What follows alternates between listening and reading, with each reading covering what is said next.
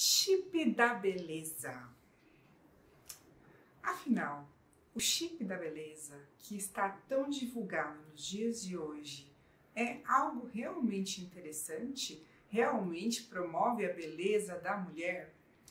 O chip da beleza nada mais é do que um tubinho pequenininho de silicone que é colocado na pele, sobre a pele, uma microincisão com hormônios. E no caso, especificamente, esse chip da beleza, ele vai ter principalmente gestrinona na composição, que é um tipo de progesterona, que seria um hormônio da mulher, mas que tem uma ação mais androgênica, ou seja, ela tem uma ação mais semelhante à testosterona, que é o hormônio masculino.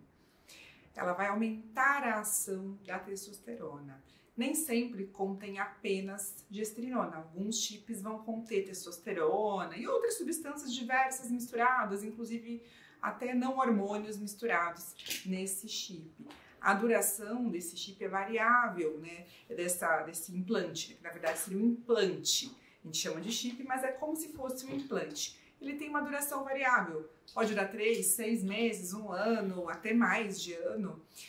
Na verdade, quando ele é feito nessa forma manipulada, a gente não tem como saber exatamente quanto tempo ele vai durar. Ele tem uma disponibilidade muito variável, né? A gente chama de meia-vida, um tempo de duração muito variável. Então, às vezes, eles estimam 3 a 6 meses. Então, é difícil dizer quanto tempo vai durar. E muitas vezes não dá para retirar. Alguns são absorvíveis, né? A maioria deles são absorvíveis, a gente não consegue retirar. E essa promessa de que ele seria da beleza seria pelo fato da gestrinona e da testosterona causar um aumento da massa muscular, né? Quando submetida a um esforço físico, um estímulo muscular, obviamente, mas favoreceria um ganho de massa muscular. Eles prometem que também causaria uma melhora da parte de estrutura física, diminuindo a gordura corporal, deixaria a mulher mais bonita.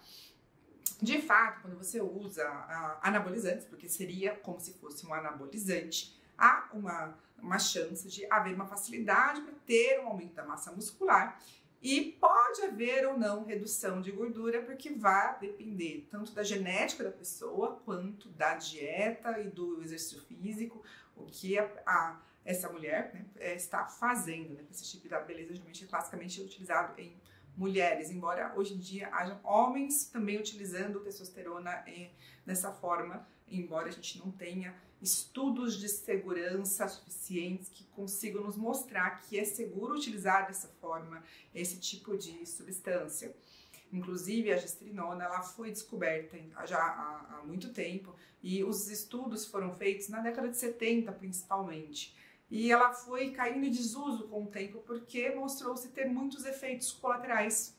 Na ocasião, foi estudada originalmente para tratamento da endometriose e do transtorno pré-menstrual, da TPM, somente para endometriose. Mas foi utilizado nos estudos principalmente o uso de comprimidos, né, via oral. A gestrinona via oral é o que realmente foi mais estudado. E os estudos com implantes são muito escassos, em maioria em modelos animais, que a gente fala, né, feito em ratos.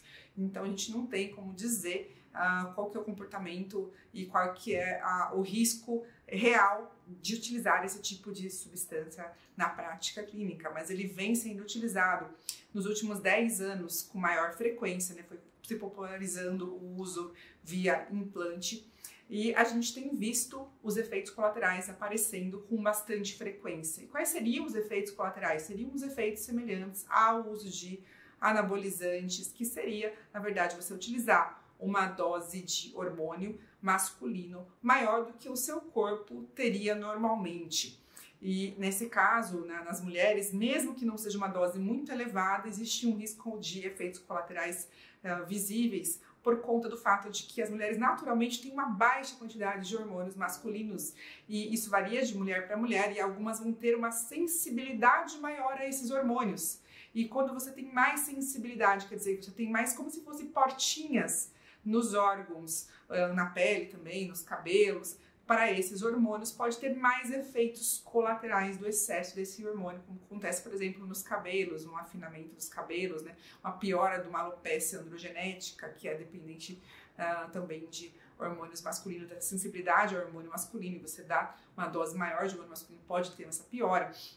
O aumento da oleosidade da pele e dos cabelos, um aumento de acne é bem frequente, uma acne muito mais intensa do que a pessoa já teve na vida, aparece às vezes nas costas, no tronco, na face.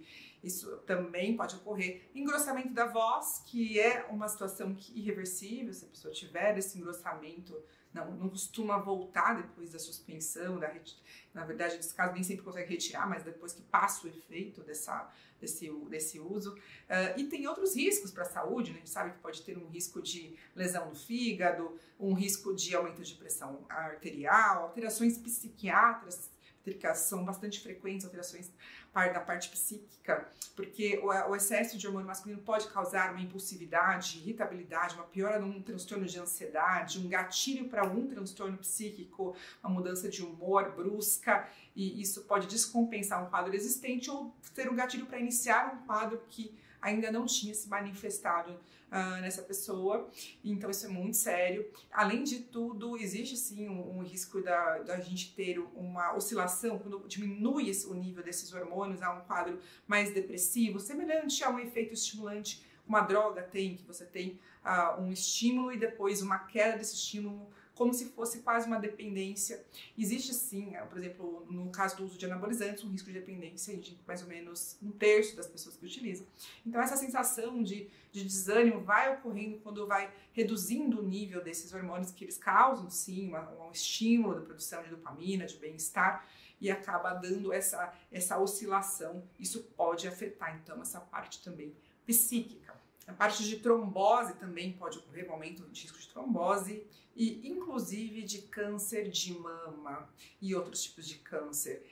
Uma coisa interessante é que tem acontecido muito pessoas utilizando esses chips, esses implantes como reposição hormonal feminina na perimenopausa, após os 40 anos e depois inclusive na menopausa.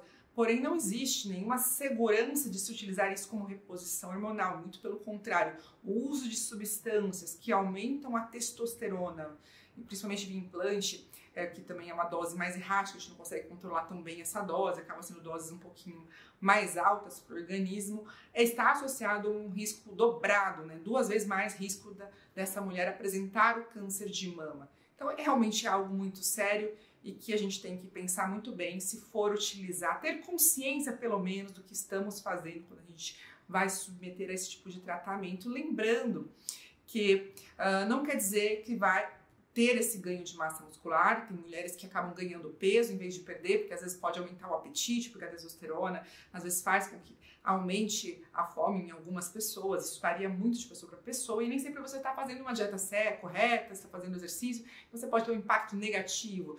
E, inclusive, aumenta o risco cardíaco, independente da dieta, porque há uma piora do perfil lipídico, por exemplo, também, né? Além dessa questão da pressão, que pode mexer, trombose, pode diminuir o colesterol bom. Isso é bem visível, a gente vê bastante na prática, uma redução muito do HDL, que é o colesterol bom, e o aumento do LDL também pode ocorrer. Então, você piora essa parte de colesterol, isso aumenta o risco também cardíaco.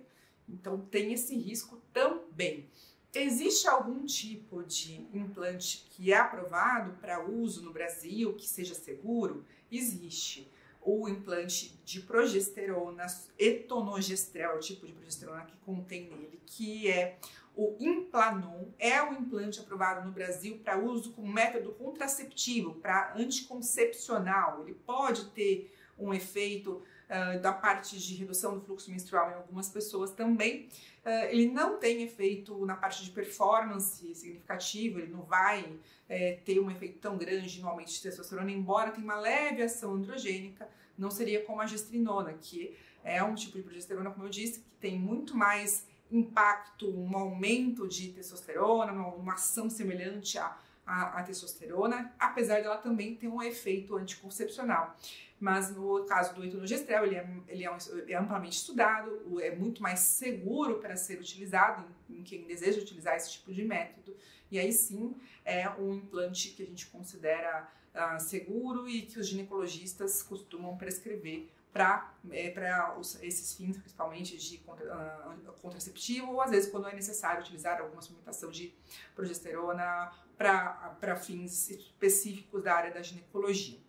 Assim, não há uma fórmula mágica, a gente precisa compreender que não existe milagre e quando você desconfia, quando se fala chip da beleza, pílula da beleza, isso aqui você toma e vai ficar linda, maravilhosa, porque na vida real, para a gente conseguir um resultado de performance física, melhorar o corpo, reduzir gordura, a gente vai precisar, sim, ter bastante esforço, fazer bastante exercício, alimentar bem, leva-se um tempo para a gente conseguir esse resultado e vale mais a pena, muitas vezes, a gente fazer o caminho mais longo do que ter os riscos de ter essas complicações, né? Outra complicação que eu não citei é que pode ter até hirsutismo, que é o aumento dos pelos no corpo da mulher, que é super desconfortável. Então, pensem bem e tomem a decisão conscientes dos riscos e benefícios de cada tipo de tratamento. Até o próximo vídeo.